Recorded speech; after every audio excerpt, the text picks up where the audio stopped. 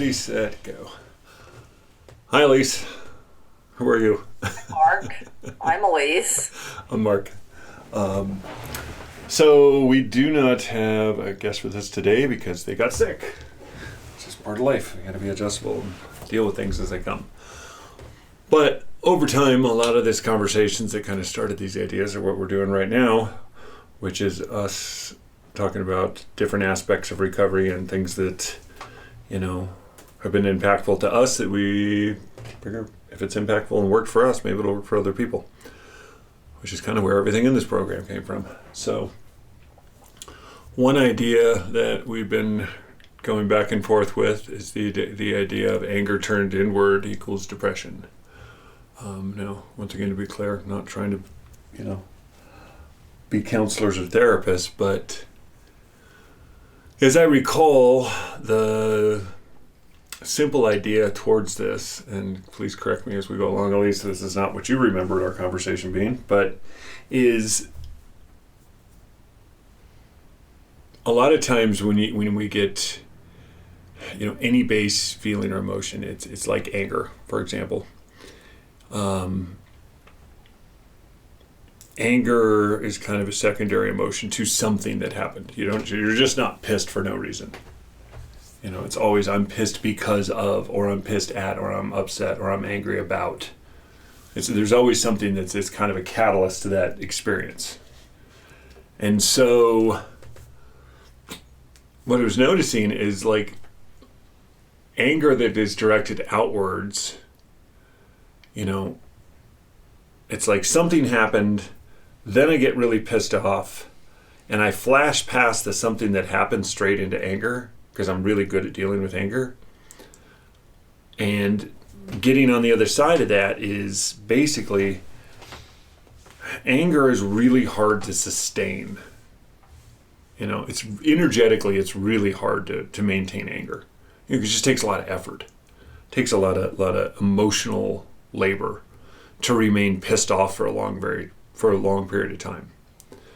So eventually when you get to the other side of it and you can't maintain the pissed offness, if that's even a word, and you can't resolve that experience, then you run out of juice. And when I can't affect these things externally, then I turn it inwards internally, which turns into some level of depression. Is that kind of what you remember, Elise? Yeah.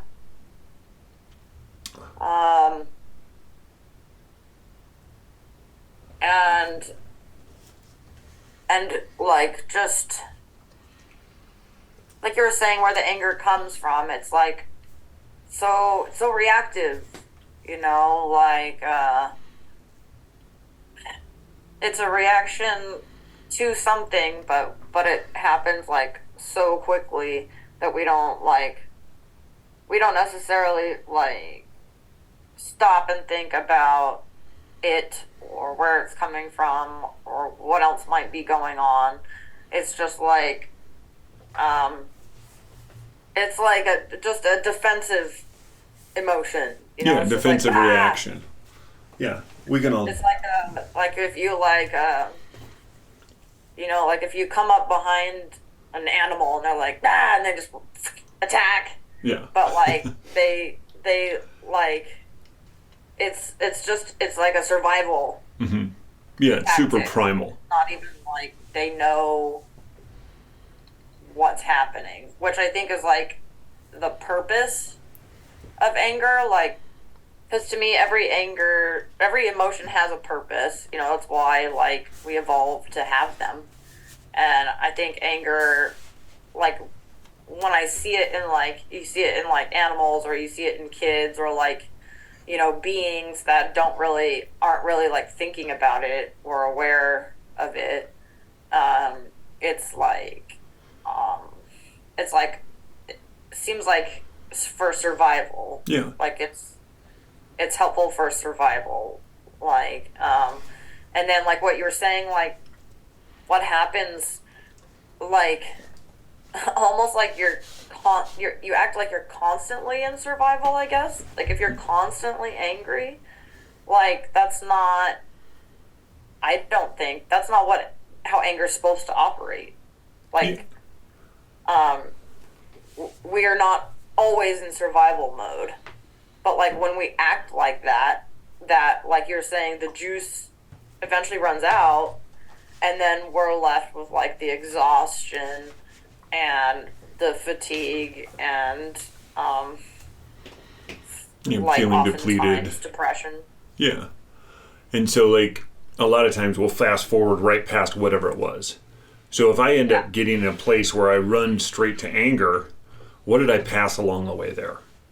You know, if something happened that pisses me off, it's because, you know, I'll revert back to, you know, younger days or my own family.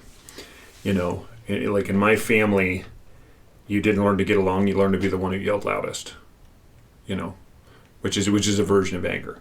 Now, why do you need to do that? So you don't get invalidated, or you don't feel less than, or you don't feel not enough, or you don't feel appreciated, or it's all of those internal instant reactions that we leap across like like something you're trying to avoid to get right to something that I'm comfortable with, so I can deal with it in a way that I know how.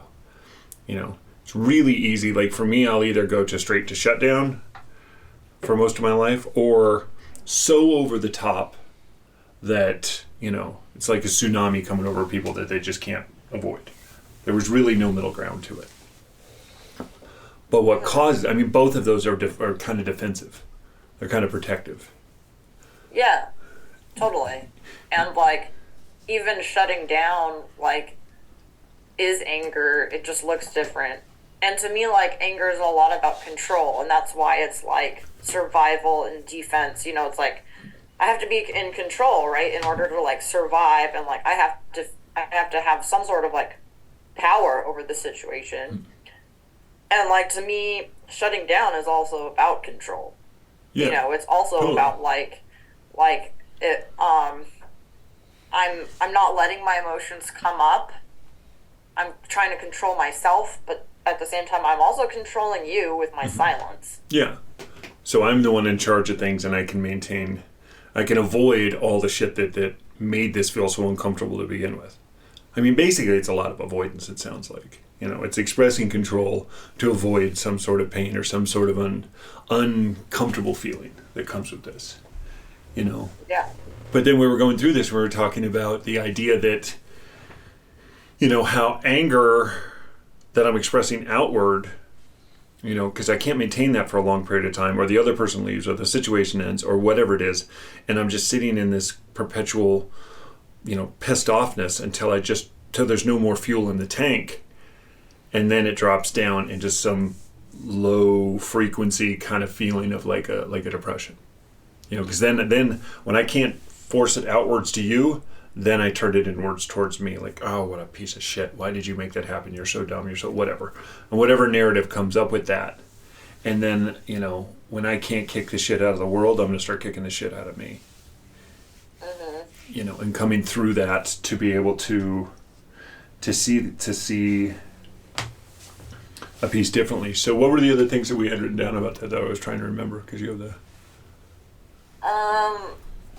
Basically, like, you know, like anger, like any emotion, like is has a purpose and is there for a reason, until it's like maladaptive in some way, which is basically looking at like, okay, like we're talking about this because we want to know, like, is anger a problem for you? And usually when something is a problem, it's because there's a pattern, and the pattern like happens over and over again, and like negative things happen, right? Like, so if you're always angry, like eventually, like you were saying, you run out of juice, or you pushed everybody away. Mm-hmm. And so like there's no one else to be mad about. Now you're stuck with just being mad at yourself. Mm-hmm.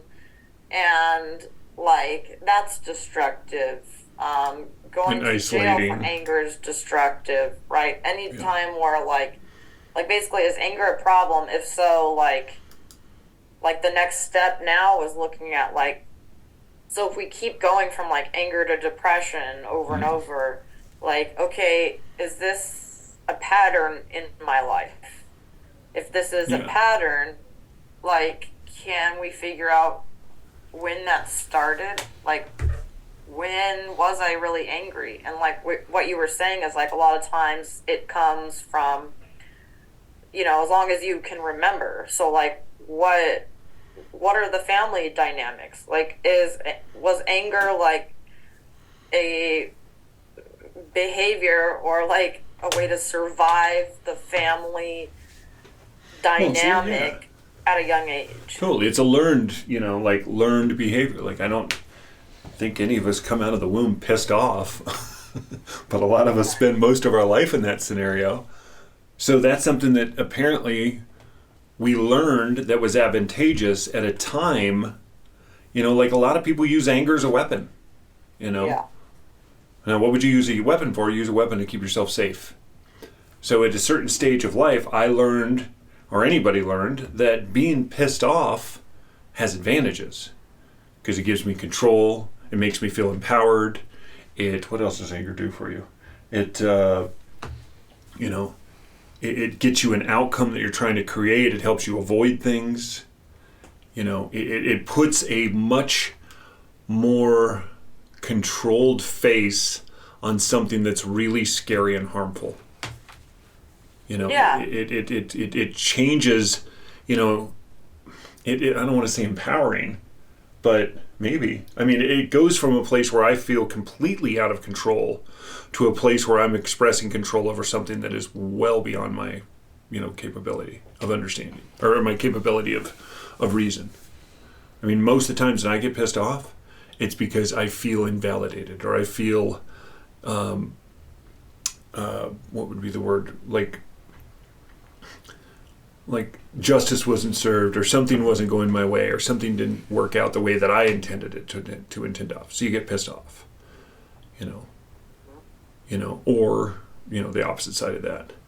So like a lot of these things that we come up with, so anger is one version of like a primal emotion that just kind of it's a reactive thing. What would be another version of that? I mean, maybe. Like there's certain things that fear might fall into that category. Now remember, this is just one person speaking from their opinion. Like you were saying, started talking about anger as a secondary emotion, mm-hmm. and like you see it just in survival. Like a second before that was usually fear, mm-hmm. right? Like if you sneak up on an animal and they turn around and whap you in the face, like mm-hmm. it looks like anger, but right before that it was fear, right? It was like you startled them, their survival mechanism kicked in, and now they're fighting. Yeah, they lashed out. I mean, that's no different than being on the streets. I mean, you were saying earlier that, you're not supposed to be pissed off all the time, or you can't, none of us live in that environment. But the reality, if you've been using a lot, you shouldn't, it's basically being under high stress. You shouldn't be under high stress all the time. But if you've been using constantly all the time, you're constantly under high stress. You're constantly worried who's looking, is that a cop, where am I at, who's going to rob me, it's all of these things, that the dynamics that we use as survival mechanisms when you're on the streets become second nature. They become part of who you are because it was an absolute necessity. I had to know who was coming at me. I had to know, what was around the next corner. You get hyper aware, and you're living under constant high stress, and it's like, I was remembering seeing somebody going down the streets early, and anybody near me, he'd like yell and rah, make this big scene, But, the honest reality is it probably works for him. It probably keeps him safe. It probably keeps a lot of people away from him, which in the immediate scenario where you're at, it will keep you safe, but it will also keep you incredibly isolated. And when you're incredibly isolated, I see people on the streets, and this is a little off topic, but I see people on the streets. You ever see people sitting there talking to themselves on the street? And the immediate reaction is, oh my God, that person's got to have some mental instability or something. And there could very well be that. I'm not trying to discount that. But I remember when I was on the streets for so long, that, like, have you ever wandered around your house when nobody's there and you verbalize your thoughts? You speak out loud? Yeah, totally. I'll still find myself sitting there talking, or I'll be talking to the dog. Full-blown conversations with a chihuahua. Yep.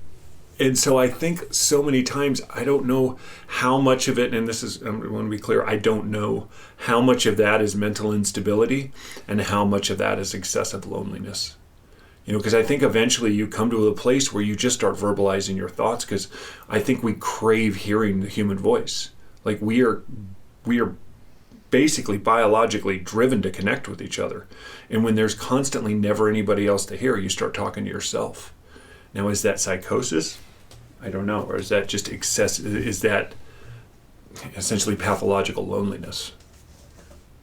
Right. And I think that, like, and it's interesting. I know we talked about fear as, like, the really, like, the primary emotion, but it's a lot of other things, like what you just said, is loneliness. Like, if I feel lonely for too long, I'm pissed off. Yeah. And I'm totally pissed off at the world, and really, because it's like, it's poking that, like, really inner deep feeling of, like, of not enough. Insecurity. Way, right? Like, why the fuck am I lonely? Why the fuck doesn't anybody want me? Yeah. I'm all pissed off because it's like, what's wrong with me? Why doesn't anyone want me? Yeah.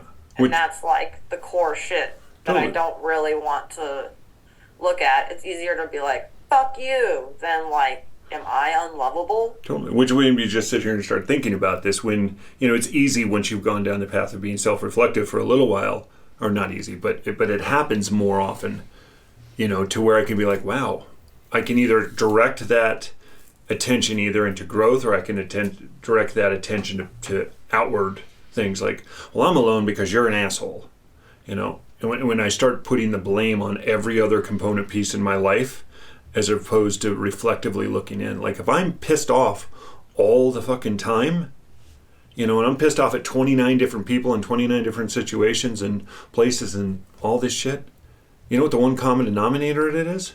Me, But it's really hard to get to a place where I can reflectively take some ownership of this process. Or I don't know if it's hard, but it took me a long while. I remember sitting in jail and, with zero desire to stop using drugs. But I started looking at, somebody came and visited me and was like, started pointing out all of the external things that surrounded me I didn't want. Like, I didn't want to be homeless. I didn't want to be broke. I didn't want to hurt my family. I didn't want to, continue to do all the shit I was doing that I didn't like about me. And all of those things that I didn't want had one common denominator. Me and my addiction. So why don't we look at the catalyst to all of these things? And because I was really good at discharging all of that outward, all of my inward problems on outward external forces. It was the judge, It was the cop, it was the girl, it was the thing, it was the place. No, it was all me. But the problem that comes with that is then if I take ownership that say that it's all me, then that also implies that I'm the one who has to do the work. Right. Or I have to put in the effort to be able to make those meaningful changes. And I have to feel all that shit.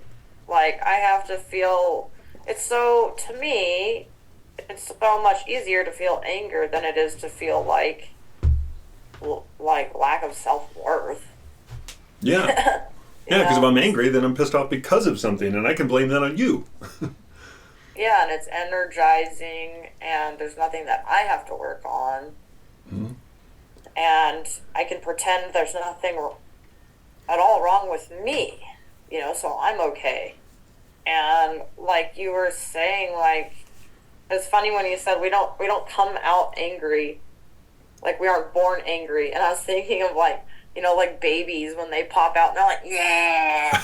And I was like, and it's funny because like you see, I feel like like anger is very like ego driven, and like our ego exists to keep us alive, you know. And so like little kids will like throw shit and like, you know, have temper tantrums, all while like their sense of ego is developing, like they're learning how to like survive as they're growing. And like maybe they saw like dad get pissed off and mom gave him what he wanted, so that's the learned behavior, right? But sometimes it's just like that animalistic like survival drive, and it's like throw a fit, and then it's just like this unconscious like that's how I'm gonna get my needs met. Yeah, well, I mean, right? Go ahead. Well, And we're still doing that. Yeah. Right? We're still just trying to get our needs met. And so it's like, I'm going to be pissed off because I think that it's like meeting my needs. And then it's funny though, because like when we avoid like taking a second to be like looking at the shit of like, what does this make me feel about me? What is the work I need to do for me? Like the universe has like a funny way of driving us there anyways, which I feel like is what we started talking about, right? Where the anger will run out and then you will get depressed and then you will think about all that shit anyways. But on top of that, now you have to think about all the fucking shit that happened when you were angry and all the bullshit that you caused along with that.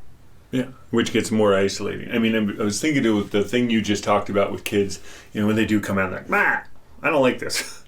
I mean, what is a kid doing? I mean, everybody, all of us are told, quit acting out. And I heard kids act out. I mean, if you think about that, literally what they're doing is they're acting out something they do not have words for. Why a baby cry? Well, it works. Gets them what they want.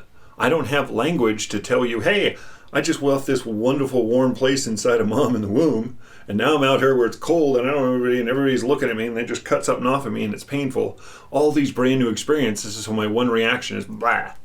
Yell, scream, you know, and that's probably not a whole lot different than, you know, so as we grow up and get older, you see that same mechanism working, you know, as a toddler, you know, and I know there's, you know, all of the pediatric clinicians out there probably like, well, there's a reason and a time and a place for all this. I don't know what they are, but we learn how to survive as we develop. You know, we do the best we can with the tools and the information we have at that time. You know, it's like when a kid goes to the grocery store and flops and screams and kicks, it does everything, you know, and then eventually, you know, I want the candy, I want the candy, I want the candy, you know, and you finally just get, you know, you get worn down and you're like, here's the damn candy. Well, then I just learned that works, you know. Yeah. That same exact thing happens for all of us throughout our entirety of our life. You know, I was talking with a group yesterday about, you know, why do people in this program that they work with a group of individuals that are just recently brought in off the streets, and, you know, they break rules and they hide in their room and they lie and they smoke cigarettes and they do all the things that the rules say they're not supposed to do. You know, and people look at them, well, it's just because they suck. Well, no, it's not because they suck. It's because all the things they've done, that's worked for them up into that point in their life. You know, like I think a lot of times we forget when anger runs out, another mechanism to not feel, get high, use, drink, feel, you know, and then try to sustain that. You know, but a lot of the pieces along the way, you know, from you know, being a child who cries and acts out on their feelings because they don't have language for it, how many adults, and probably including me, have done the exact same thing? The mechanism is a little bit different. You know, I use anger, I use manipulation, I use shutting down, I use all of these different mechanisms to express something I can't put into words. You know, and it's a very similar idea, you know. Yeah, and I think a lot of times, like, maybe that anger maybe started becoming a pattern at a young age because those needs weren't met, right? Like if a kid did act out and like because they were fucking hungry and their parents neglected them and were like, shut the fuck up, quit crying, you know, then, maybe they shut down, or maybe they acted out in school. Like, they found a different way to, like, try to get the needs met. And I think a lot of times, like you're saying, yeah, survival in, like, addiction, and also survival with, like, trauma, it's like constantly trying to, like, figure out how to get the needs met. And when they aren't, we feel angry because, like, we're not in control, and we don't have power, and we don't feel enough. And so anger seems like one way to, like, get that shit done.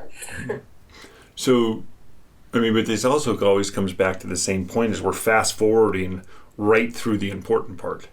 What the initial onset feeling was. Like, what actually just happened that made me so pissed off, or made me so upset, or made me want to go to whatever the behaviors that I'm using, Like, if I came in here, and it's, I mean, to go back to the idea that it's, is everything in our head a story? Probably. I come through and, I get pissed off, but I got pissed off because, oh my God, I felt like, I was less than, or somebody didn't appreciate me, or, feelings of I wasn't enough, or just something that had to do with self-worth, or had to do with whatever it is for the person. But you zing through that. So how do you find a place? So if we identified what's going on, so eventually I fast forward past my emotions, get to pissed off, go down whatever vehicle I use to deal with all of those things. And then I run out of it, and then I end up directing that stuff inwards towards myself, which ends up being some level of, low frequency depression type idea. Then if that being true, well, great. Now what do we do about it? How do we upend that process? How do you make these things conscious? Like, how do you stop in the moment instead of just fast forwarding through that initial experience and go, oh, ooh, wow, I just felt like shit. Instead of, blasting out at you, is that what could we do to make a mechanism to stop, or to slow down, or to take a pause, or to do anything we could to actually identify what's actually going on, so we can deal with the root behind the reason. And if we can do that, we can avoid the pissed off.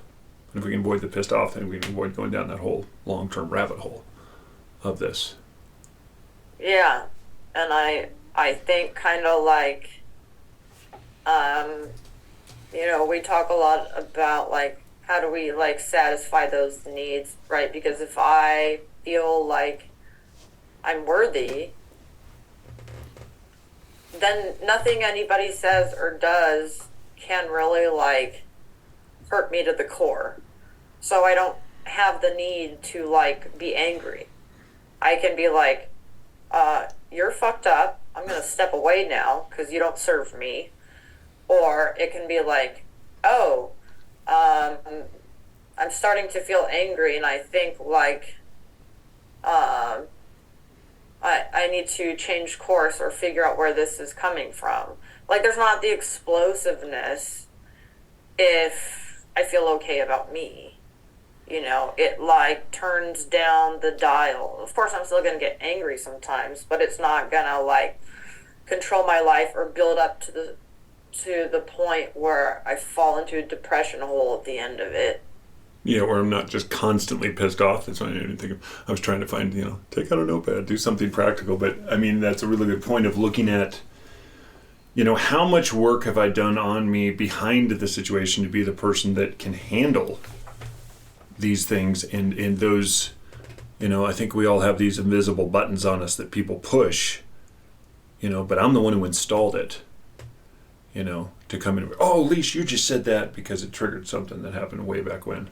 Like, how do I uninstall these parts of me that cause, that trigger those things to happen? So how do I work on some level of self-worth? And you also talked about boundaries, how do you avoid the poo-flinging monkeys of the world, I'll never forget when I was a kid, we were at the Cheyenne Mountain Zoo in Colorado Springs, and there was cages, but they weren't like the glass ones that they have now. And this old guy was sitting there, and this monkey was just, like, literally taking poo, throwing it at the guy. And he was sitting there, he's like, you gotta get that monkey to quit throwing poo at people. He was all pissed off, and it's like, dude, why don't you move the fuck away from the monkey? Ooh. Yeah. You're going to stand there and continue to get shit thrown on you. That's on you. You know? If I continue to have, people in my life who fling shit on me all the time, maybe it's not getting them to stop flinging shit. Maybe I just need to move away. Yeah. I was talking to somebody the other day that was going through a really hard situation and, had been abused by their significant other. And at the end of that, trying to get them to see their value. And there's a lot to this. I'm not trying to, but the experience we were having, and her goal after to see that she didn't deserve this and things that happened was, she's like, well, maybe I need to go take some jujitsu classes, and maybe I need to get go to the shooting range and get a gun so I can defend myself, which made logical sense. But in my head, I'm like, wait, what if we can work on getting you to a place where you're not surrounding yourself with abusive people? Then you don't need the gun. Right. Maybe we can look at ways of dealing with the worth parts of yourself, so you can see that no one deserves to be abused ever, anytime. You deserve to be safe 100% of the time. And it was a mind-boggling concept. I remember looking back at me blankly, like, what do you mean? And I know a lot of people have never heard that you deserve to be safe all of the time. That you never deserve to be abused under any circumstances, be it physically, verbally, emotionally, sexually. Like, any abuse is 100% unacceptable. Yeah. Yeah, so, I feel like a lot of where these things come from is like trauma, could be early childhood or later in life, and of course addiction, and that's what we are talking about. But a lot of people in addiction have trauma as well, so it's like, okay, if I feel myself getting angry, how can I come back to like the work that I need to do? Like for me that looks pretty simple. It's just not. I like to make it crazy and complex in my head, but it's really not. It's like, if I'm angry and resentful, I just have to come back to like, okay, what step am I on? When's the last time I did any work on it? Did I call my sponsor about it? When is the last time I went to a meeting? Is this a trauma trigger? If so, have I done trauma therapy? It's basically like, for me, my recovery is like, it's the 12-step program, and the main aspects are like service, steps, sponsor, meetings, having fellowship, commitments, and meetings. And so, like, it's pretty simple for me. Like, if I feel like I'm doing some shit where, like, I'm pissed off all the time or I'm spiraling out into a depression, like, I gotta check in with those 5 things, and then usually something is off. And then I address that thing and I feel better, because it's all about meeting my needs. Like, that's supposed to be, like, the whole point. Totally. I mean, there's a lot of things, like, I like this idea of just checking in. Like, a lot of us do a lot of work. When you start in recovery, you do a lot of things really well for a long period of time, and then you get to the stage, you're like, wow, my life's pretty great. Maybe I don't need those things so much anymore. Maybe I should stop doing all the things that got me here, because somehow that makes sense. Now, I understand that over time it doesn't have to be as intensive, but I am 100% sure that you still got to put in the work. There's a subtle pressure release that comes with, the things in my life that I know when I don't do these things, there's immediate cause and effect. If I don't go to yoga regularly, if I eat shitty food all the time, if I don't talk to the people that are around me that have healthy people around me, if I don't go to meetings and share, if I don't talk to the sponsor, if I don't, work on myself, if I don't see a therapist, all of the things that got me here, eventually pressure starts to build, and it builds and it builds and it builds and it builds until I just start blowing up, and then I'm pissed off because I don't have that subtle release all the time that allows me, to be around others. I mean, I love going to meetings because, it just gives you that. I mean, I don't know where else you can go where you can get together with a group of other people and just talk about how to be a better version of yourself on a regular basis. You know, and you can walk out of that place a little bit better than you were when you walked in. You know? Yeah. Totally. And it's like it's the same basic stuff, it just looks different. Mm-hmm. Like from where you are, for sure. Like maybe like someone early in recovery is like, I've got to do 90 meetings in 90 days. They miss 3 in a row. They notice they're pissed off and pushing people away. Oh, I got to come back to what, mm-hmm. you know. And like for me, it's like, I know this shit works because like I'm no longer like screaming at people and throwing shit at people's cars on the freeway out of road rage. You know, today my anger is like, oh, I kind of have this like feeling of heat coming up through my body, and I'm noticing myself being irritable several days in a row. How can I shift that? Yeah. Like you were saying, it's not as intense or extreme, and that's how I know that this shit works, you know. But I have to, but there's more that I get to work on, aka there's more freedom from these fucked up cycles if I just like stay consistent with these simple things. Yeah, put in the work. I mean, there's a time when you and some other people closer in our life would be like, dude, you need to go to yoga. I'd be like, why? Because you're a dick. I'm like, oh, wait, I don't want to do that.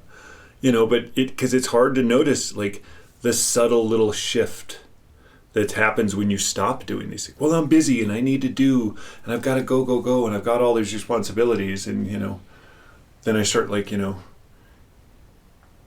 almost cursing all of the beautiful things that I have in my life. Oh, I've got a job and school and family and responsibility and all these things, and that's got to come before my recovery. Well, you only have all those shit because you worked on your recovery, you know? So quit trying to fix shit that ain't broken, you know? Yeah. And also just like make excuses, you know, like we just love to make excuses, you know, like who made you work 70 hours a week? Mm-hmm. Me. Myself, my lack of self-worth. You know. I thought it would feel better to stay distracted and sit and write about my feelings. Yeah. You know, and I get it. I was listening to somebody that was like, you know, everybody talking about meditation, and they were like, oh, I'm too busy to meditate for 20 minutes. I'm like, if you don't have 20 minutes in your life to meditate, then you absolutely need to take 20 minutes of your life to meditate. Yeah, like, okay, mister, I just saw you post 7 memes on Facebook, but you don't have 20 minutes. You know, it's like, totally. We just love, like, we're so good at defending our shit, which is like anger, right? Yeah. Like, oh, no, I don't want to do the work, so I'm going to make up an excuse about why I can't do something different. Step work, how can I do that when my shoes are so dirty? Clearly I need to go clean these first. Anything I'll do to avoid something else's fault. Yeah, it's always something external, you know. I love that. So I really I like this conversation. So kind of recapping and summarizing what we're talking about is like trying to make conscious the emotions as they happen instead of jumping to immediate reaction. Being proactive about the way we move through the world instead of reactive to the situations as they occur. You know, and putting in the work consistently to, you know, do the things that got us here, you know, meetings, fellowship, sponsorship, physical health, mental health, working with a counselor, therapist, like all the things that get you here, you know, are not, you know, box you check and it's done. It's a process, you know, and the cool part is if we can make the journey the reward as instead of a destination being the reward, that's endless and infinite, and we can keep working on that for a long time. Yeah, and I think a lot of times we think of like, God, I've got to work on myself forever, mm-hmm. you know. But it's really about the perspective, right? It's like I get to continually improve my life. Like I get to have more and more benefits mm-hmm. the further I go with this. Like that is awesome. Yeah, I can get to continue being a better version of myself all the time, which is great. So I really appreciate your time today. Thanks. I love this conversation. Bye. Bye.